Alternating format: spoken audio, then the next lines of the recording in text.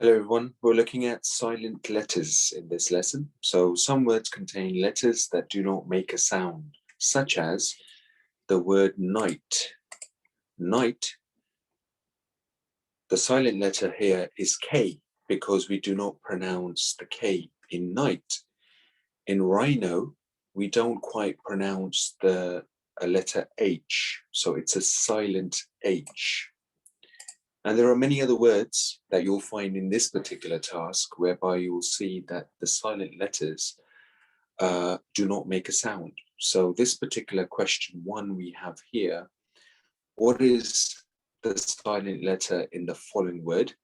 And the word is knee, part of your leg. So K in this case is going to be the silent letter.